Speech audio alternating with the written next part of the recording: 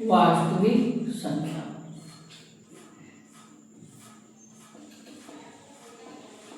प्रश्नावली 1A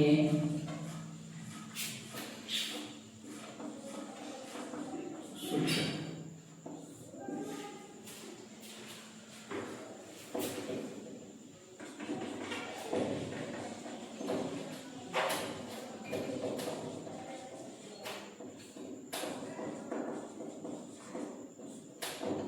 वास्तविक संख्या किसे कहते हैं?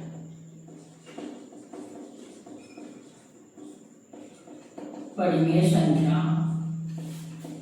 और अपरिमेय संख्या के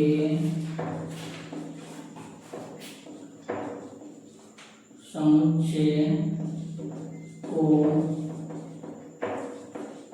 वास्तविक संख्या कहते हैं।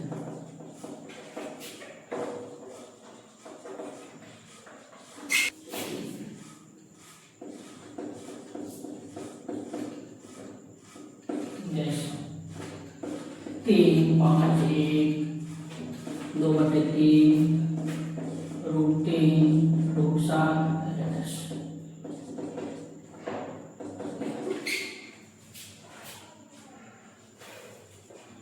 अब है परिमेय संख्या।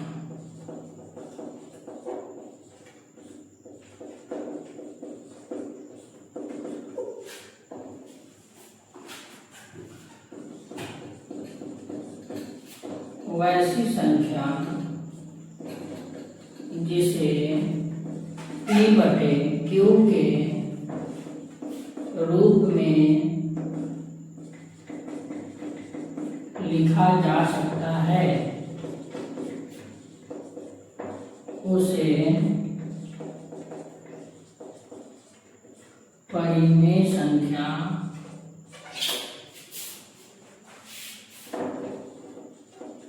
कहते हैं। उसे परिमेय संख्या कहते हैं जहां Q इक्वल नहीं है 0।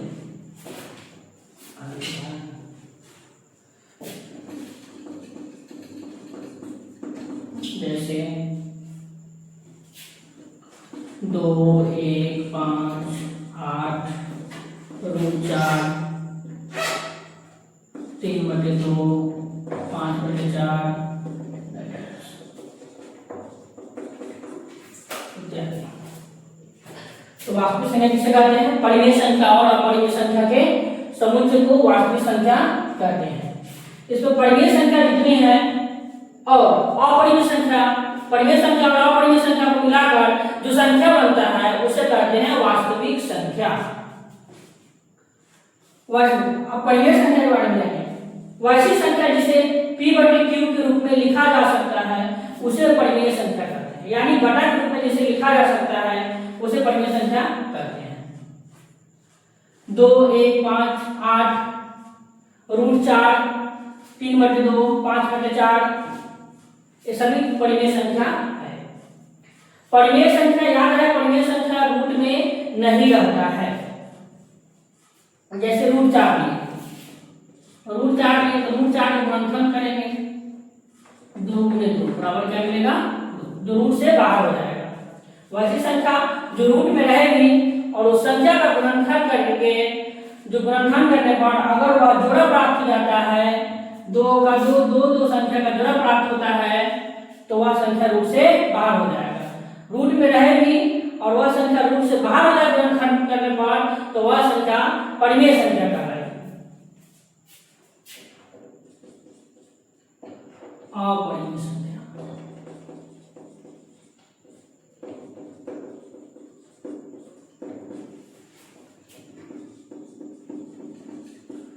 वैसी संख्या जिसे P/Q के रूप में नहीं लिखा जा सकता है, नहीं लिखा जा सकता है उसे अपरिमेय संख्या कहते हैं।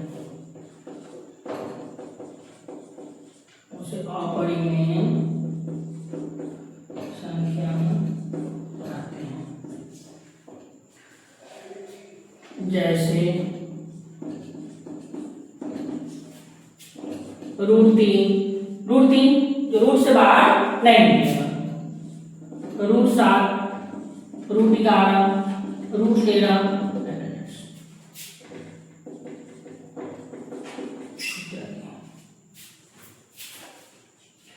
अब जानेंगे प्राकृतिक संख्या। प्राकृतिक संख्या इसे n से सूचित करते हैं।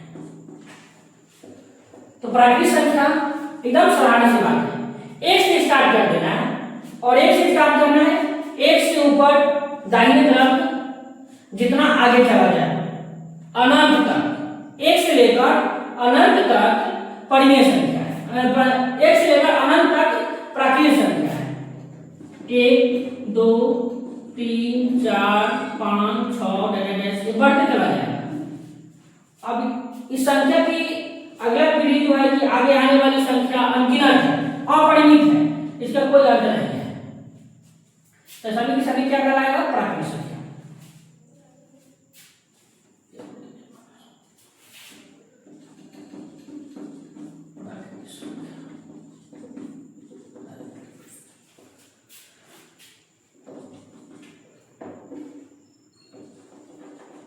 पूर्ण संख्या। प्राकृतिक संख्या एक से स्टार्ट होता है, इसी में एक जीरो बढ़ा दिया जाएगा, जीरो से स्टार्ट कर दिया जाएगा, तो ये हो जाएगा पूर्ण संख्या। 0 1 2 3 4 5 6 7 इस तरह अनंत तक ये बढ़ते चला जाएगा, ये हो गया पूर्ण संख्या।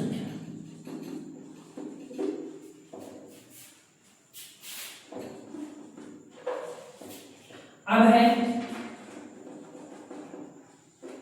पूर्णांक संख्या,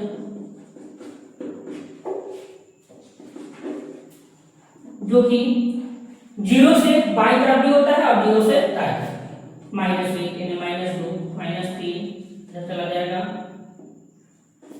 1 2 3 4 5 6 10 हो गया पूर्णांक संख्या।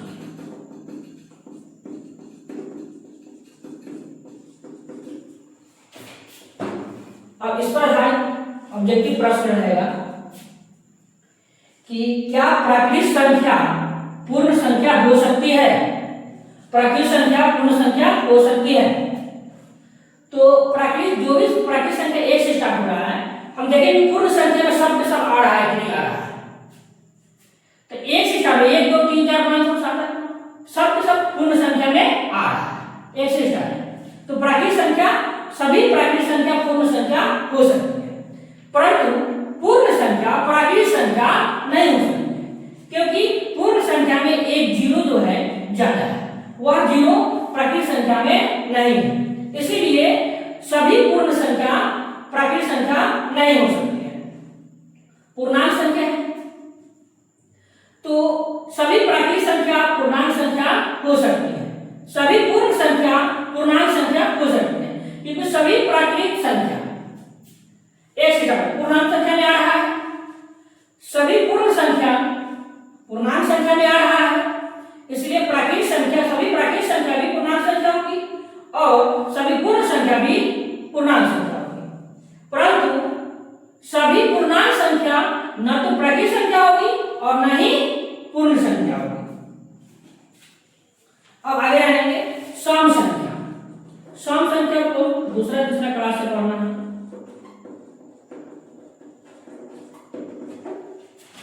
वैसी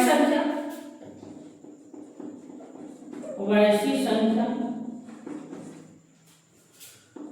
जो 2 से पूर्णतया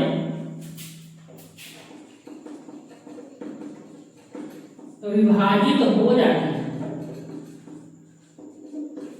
2 से पूर्णतया विभाजित हो जाती है, यानी वैसी संख्या जिसमें 2 से भाग दें और वह संख्या पूर्ण रूप से कट जाए, विभाजित हो जाए 2 से, उसे कहेंगे हम सम संख्या। जैसे में 2 से दो में भाग देंगे तो पूर्ण रूप से कट जाएगा, दो का दो, 4 6 8 10 12। इस पर ये सभी संख्या जो है कि दो से पूर्ण रूप से कट जाएगी, विभाजित हो जाएगी। विभाजित का मतलब भाग लगना। अब अगला है विषम संख्या।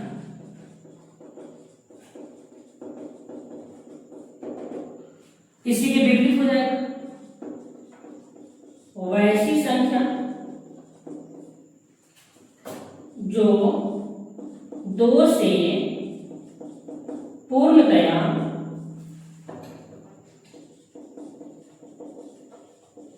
विभाजित नहीं होती है। वैसी संख्या जो दो से पूर्णतया विभाजित नहीं होती है वह कहलाता है विषम संख्या। जैसे 3 5 7 9 11 13 15 17 बढ़ता चलता है। ये सभी संख्या दो से पूर्ण रूप से विभाजित नहीं हुआ है, सब में दो से पूर्ण रूप से भाग नहीं है। जैसे मान लीजिए 3 में भाग देंगे 2 से तो 2 इकाई 2, 2 दूना 4, ज्यादा जाएगा जो कम आएगा। 3 में अगर हम 2 से भाग देंगे तो 2 इकाई 2 लगा, एक तो शेष बच गया, पूर्ण रूप से काटा नहीं, इसलिए ये जो है कि नहीं काटा तो विषम संख्या है। कट जाए 2 से तो सम संख्या है। जिस संख्या में 2 से भाग देंगे अगर वो कट जाएगा 2 से तो सम संख्या है, और नहीं कटेगा तो विषम संख्या है। जैसे अब 10 में भाग दे रहे हैं 2 से तो 2 बचे 10 कट गए, इसलिए 10 क्या है, सम संख्या है। उसी प्रकार हम 9 में भाग दे रहे हैं 2 से तो 2 चौका 8, एक बच गया, शेष बच गया, ये एक शेष बच गया, पूर्ण रूप से कटा नहीं 2 से, इसलिए विषम संख्या है। चलिए आप लोग इसे नोट करिए।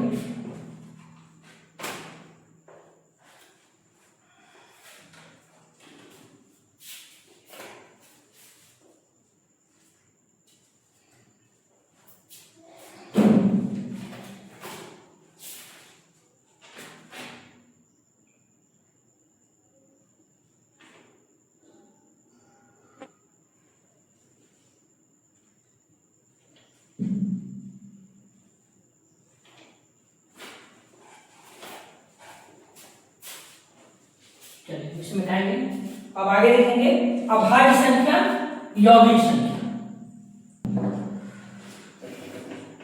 अगला है अभाज्य, और अभाज्य को ही कहते हैं रूढ़। अभाज्य या रूढ़ संख्या। तो वैसी संख्या अभाज्य रूढ़ संख्या उसे कहते हैं वैसी संख्या जिसमें एक या अपने आप को छोड़कर किसी दूसरी संख्या से भाग ही न लगे, उसे कहते हैं अभाज्य रूढ़ संख्या। लिखेंगे वैसी संख्या जिसमें एक या अपने आप से अपने आप को छोड़कर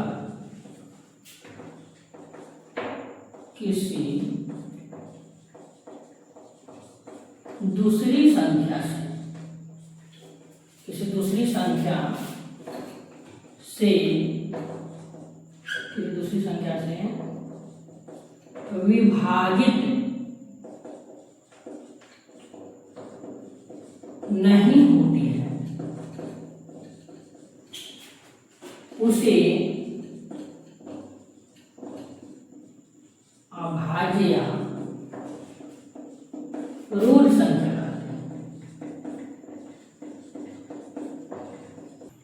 कहते हैं। अब जैसे में कौन सा है 3 5 7 11 13 19, इस तरह जो है क्या क्या बात जाएगा।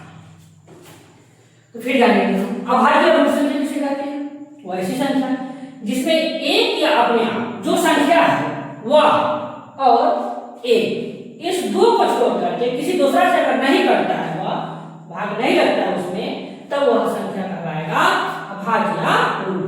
जैसे 3 है तो 3 अगर हम 1 से भाग देंगे तो 3 मर्तबे कट जाएगा, या तो 3 में 3 से भाग देंगे तो 1 मर्तबे कट जाएगा।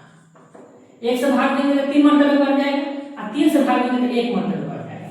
लेकिन 1 और 3 को छोड़कर इस 3 में कोई दूसरी संख्या से भाग देंगे तो नहीं कटेगा। 2 से भाग देंगे तो 2 इकाई 2, 1 बच गया, शेष बच गया। इसलिए यह क्या है, इसमें 5 से भाग लगेगा ही नहीं, 4 से लगेगा ही नहीं, 6 से लगेगा ही नहीं, कटेगा ही नहीं। इसलिए क्या है, ऐसी संख्या जब भी आएगी तो वह कहलाएगा अभाज्य या रूट। अभाज्य संख्या कहिए या रूट संख्या कहिए। ध्यान रखना है कि अभाज्य संख्या को ही रूट संख्या कहते हैं, या चाहे रूट संख्या को ही अभाज्य संख्या कहते हैं। यौगिक संख्या, इसी के विपरीत यौगिक संख्या है। चलिए आप लोग ध्यान दीजिएगा, वैसी संख्या, बस इसके विपरीत क्या कर लेना है, एकदम उल्टा। वैसी संख्या जिसमें एक या अपने आप को छोड़कर, अपने आप को छोड़कर, एक या अपने आप को छोड़कर किसी दूसरी संख्या से भी, किसी दूसरी संख्या से भी भाग लग जाता है या विभाजित हो जाता है, उसे यौगिक संख्या कहते हैं।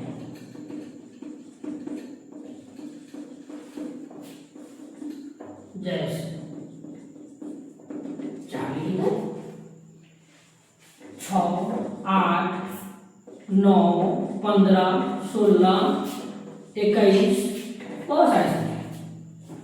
अब 4 ही लिए हैं तो 4 में देखेंगे हम, 1 से तो कटता ही करता है और 4 से तो कटेगा ही कटेगा। अपने आप और स्वयं से हर एक संख्या, कोई भी ऐसा संख्या है जो कि 1 या अपने आप को छोड़कर, 1 या अपने आप से, स्वयं से और 1 से कोई भी संख्या कटता है।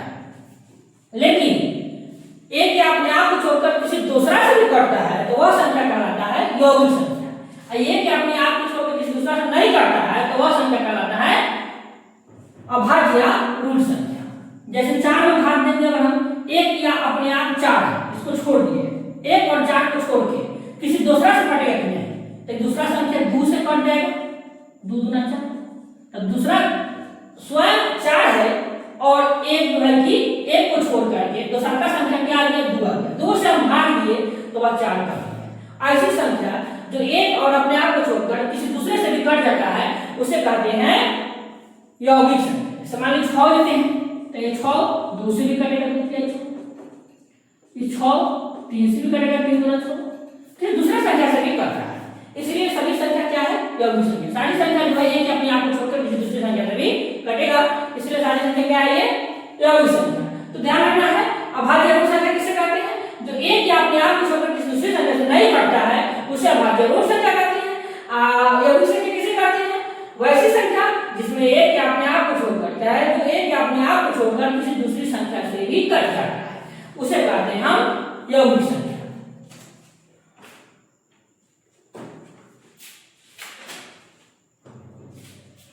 अब चलते हैं चैप्टर, इतना ही सूत्र से आपका चैप्टर कंप्लीट हो जाएगा। 1 का ए प्रश्न, अब प्रश्नावली 1 का ए में है, क्वेश्चन दिया है कि नीचे दिए गए कथनों में सत्य और असत्य कथन को पहचानें। सत्य मतलब कौन सा क्वेश्चन सही बोल रहा है और कौन सा क्वेश्चन गलत बोल रहा है। तो अगर जो लिखा हुआ क्वेश्चन अगर दे रहा है, अगर उसका कथन सत्य है, कहना सत्य है, सही है तो लिखेंगे सत्य, अगर उसका कहना गलत है तो लिखेंगे असत्य। तो पहला क्वेश्चन दिया है प्रत्येक पूर्णांक संख्या, प्रत्येक पूर्णांक संख्या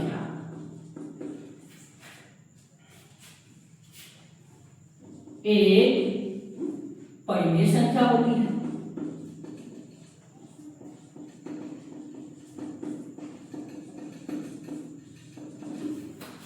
तो प्रत्येक पूर्णांक संख्या, तो प्रत्येक रूट वाले को छोड़कर जो रूट से बाहर न निकले उसी उसी संख्या को छोड़कर केवल अपरिमेय संख्या को हटाने के बाद जो सब बचता है वह क्या होता है, परिमेय संख्या। और परिमेय संख्या में पूर्णांक संख्या आती है, प्राकृत संख्या आती है और पूर्ण संख्या आती है।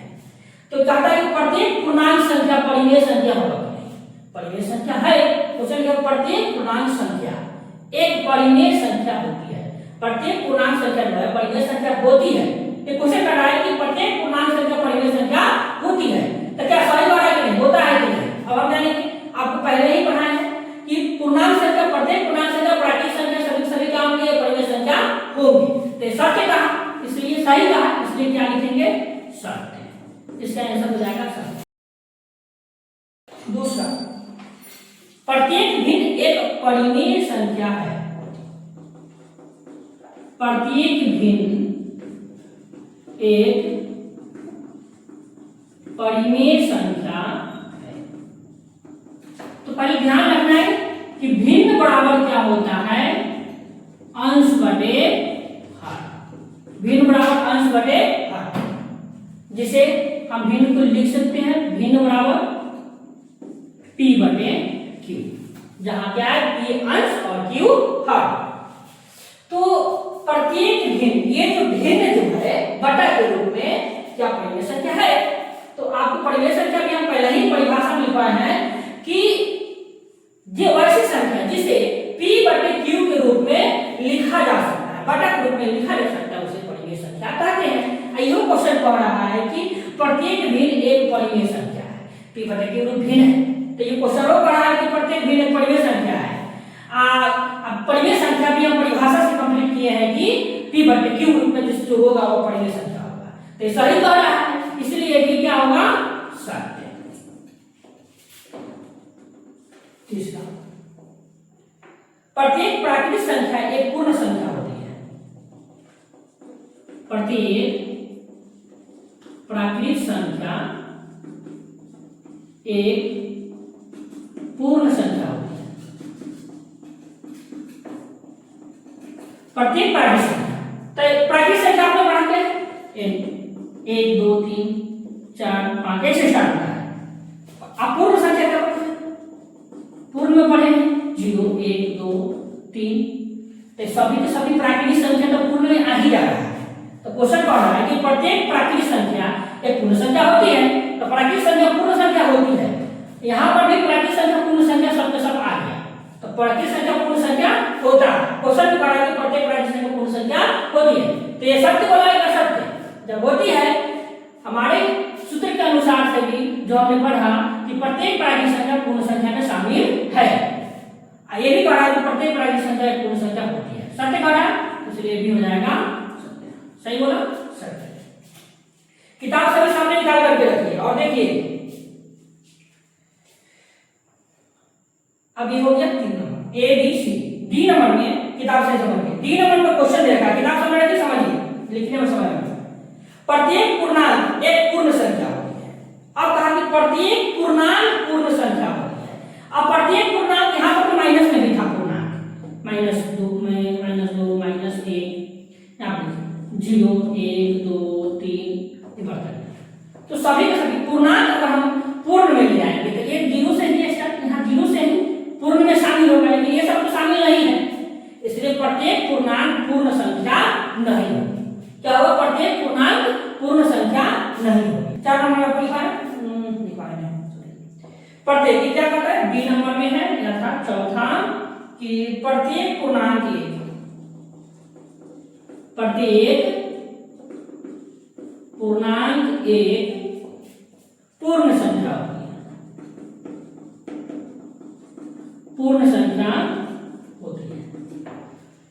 अब हम जानते हैं कि प्रत्येक पूर्णांक में माइनस में ऋण भी है, तो प्रत्येक पूर्णांक ये पूर्ण संख्या कैसे होगा, क्योंकि पूर्ण में तो 0 से ही आगे बढ़ रहा है स्टार्ट, लेकिन पूर्णांक में तो माइनस में भी है, तो माइनस वाला पूर्ण में नहीं है, इसलिए प्रत्येक पूर्णांक पूर्ण संख्या नहीं होगा। क्वेश्चन कह रहा है कि प्रत्येक पूर्णांक पूर्ण संख्या होती है, तो गलत बोल रहा है, ये क्या गलत बोल रहा है, क्या हो जाएगा, असत्य। अब प्रत्येक पूर्ण संख्या एक प्राकृतिक संख्या होती है। प्रत्येक पूर्ण संख्या एक प्राकृत संख्या होती है। प्रत्येक पूर्ण संख्या एक प्राकृत संख्या होती है। तो प्रत्येक पूर्ण संख्या प्राकृत संख्या होती है कि नहीं, हम देखेंगे। क्वेश्चन तो पढ़ा है कि प्रत्येक पूर्ण संख्या एक प्राकृत संख्या होती है। अब हम देखेंगे, हमने जो पढ़ा उसको देखेंगे। तो प्रत्येक पूर्ण संख्या प्राकृत संख्या था। 1 2 3 4 5 के शब्द मिल रहा है पूर्ण में का 1 2 3 4 शब्द मिल रहा है, लेकिन जीरो जो है पूर्ण संख्या में क्या प्राकृत संख्या में है? नहीं। इसीलिए जीरो नहीं है तो सब का सब पूर्ण संख्या प्राकृत संख्या तो नहीं हुआ, क्योंकि इसमें जीरो है, इसमें जीरो नहीं है। नहीं हुआ। क्वेश्चन कर रहा है कि प्रत्येक पूर्ण संख्या प्राकृत संख्या होती है, गलत कर रहा है। इसलिए क्या हो जाएगा? ये असत्य। क्या हो जाएगा? असत्य। अब है प्रत्येक परिमेय संख्या एक पूर्णांक होती है। प्रत्येक परिमेय संख्या एक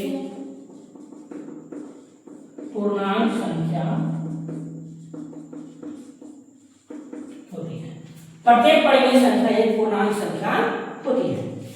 तब पूर्णांक, अब परिमेय में जो होता है बाटा में भी होता है, जैसे p बटे q अंश बटे हर, 3/4 भी परिमेय संख्या है, 3 भी है, 9 भी है।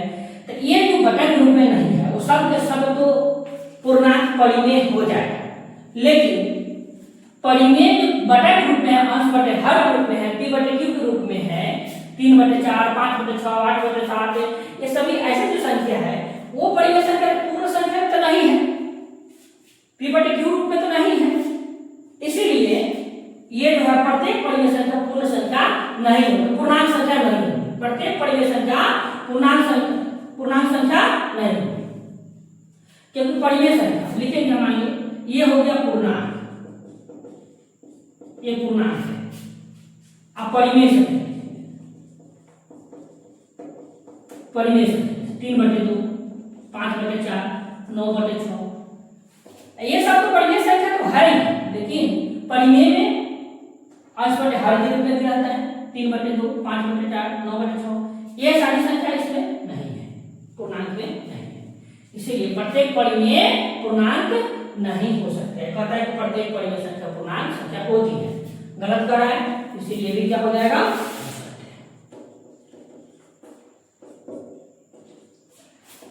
चलिए नोट कीजिए फटाफट जल्दी से।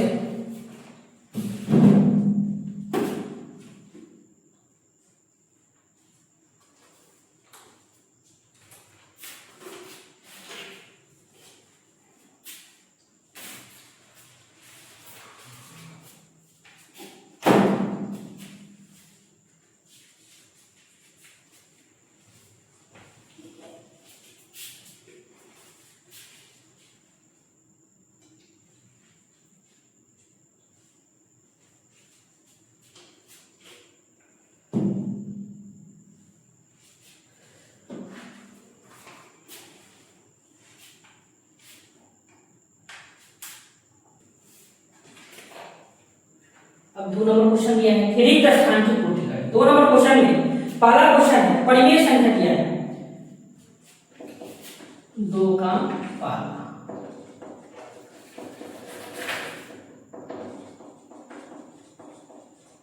परिमेय संख्या जो हमको दिया है 2/3 -1/2 0 5। इसको लिखना कहता है क्वेश्चन बढ़ते क्रम में लिखने, इसको लिखना है बढ़ते क्रम। अब हमें ऐसे पता लगाना तो है कि कठिन होगा, देगा कि कौन बड़ा है कौन छोटा है। इसमें क्या करेंगे? हर को समान कर देंगे। हर को जब समान कर देंगे तो हमें पता चलेगा कि किसी भी चीज को हम समान हर से जब बांट रहे हैं तो जिसको ज्यादा मिला उसको बड़ा हो गया, जिसको कम मिलेगा वो छोटा हो गया। समान करने के सबसे पहले जितने भी संख्या है नीचे हर में सबका लघुत्तम निकालेंगे। ऐसे तो 3 2 0 है, 0 समान में 6 लघुत्तम निकालेंगे तो इसमें लगेगा कितना से 2 से 3 तो 3 10 2 का 6 कितना से लगाएंगे 3 से देने का क्या आया 3 गुना 6, इसका एलसीएम 6 आया। अब हमको ध्यान रखना है कि एलसीएम 6 है। अब सब के हर से उसमें भाग देना है इसके लघुत्तम जितना लघुत्तम आया उसमें सबके हर से भाग देना है, और जितना भागफल आएगा उसी से उसके अंश और हर में गुना करना है, उसी से उसके अंश और हर में गुना करना है। जैसे मान लिया 3 से भाग देंगे, 3 से भाग देंगे 26, पहले 2/3 का हम निकालते हैं, हर समान लेना है, 2/3 लेना है इक्वल। अब जो है 3 से भाग देंगे 6, तो क्या मतलब कटेगा 3 गुना 6, 2 मतलब, तो ये 2/3 है, इसमें गुना करेंगे कितना मतलब करेगा, 3 से भाग देंगे 2 मतलब करना, तो 2 से गुना कर देंगे ऊपर, क्या आएगा 2 गुना 4/6, 6 आया 4/6, किसका ध्यान रखेंगे कि 2/3 का रूप है 4/6। अब हम लेंगे -1/2, अब -1/2 को अब 2 से भाग देंगे 6 में, क्या मतलब करेगा 2 तिहाई 6, 3 मतलब करेगा 3 से इसके अंश में भी इसके हर में भी गुना करेंगे, -1/2 में गुना करेंगे 3 से इसका अंश होगा -3/3 गुना 6। देखिए यहाँ 4/6, 3/6, हर समान आ रहा है।